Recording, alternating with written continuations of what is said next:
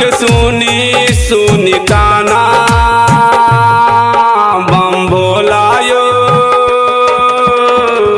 बन जैतो वही के दीवाना बम भोलायो बन जैतो वही के दीवाना।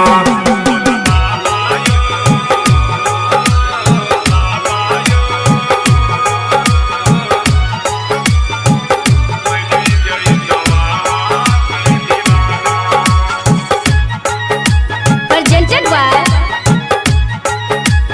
Anu Recording Studio।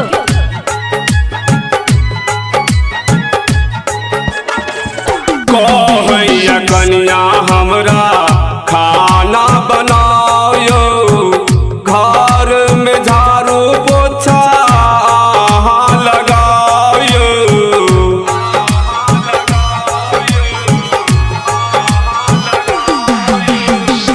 कहैया कन्या हमरा खाना बनायो घर में झाड़ू पोछा मन भैया मर जैतौ नहीं तो कुछ कह जैतौ कनिया के सुनी सुनी गाना बम भोलायो बन जैतौ वही के दीवाना बम भोलायो बन जैतौ वही के दीवाना।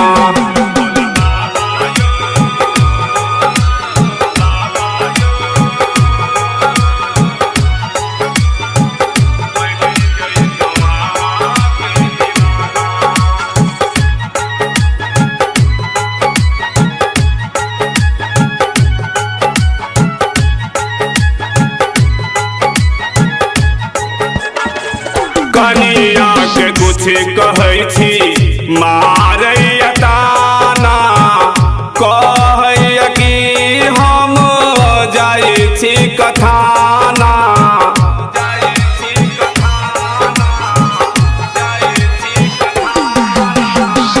कनिया के कुछ कहै छी मारैया ताना कहैया कि हम जाइ छी कथाना। यदि मिलता देते नहीं तो उजाड़ देते कनिया के सुनी सुनी ताना बम भोलायो बन जैतौ वही के दीवाना बम भोलायो बन जैतौ वही के दीवाना।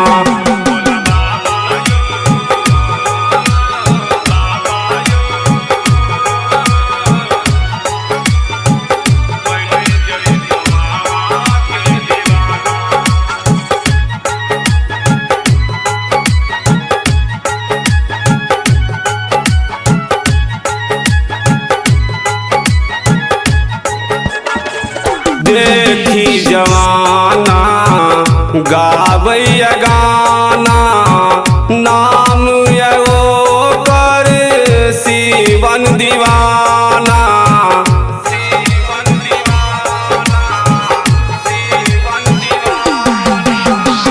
देखी जवाना गावैया गाना नाम एगो कर शिवन दीवाना। लगैया कि कर जैती नहीं तो जा जैती कनिया के सुनी सुनी ताना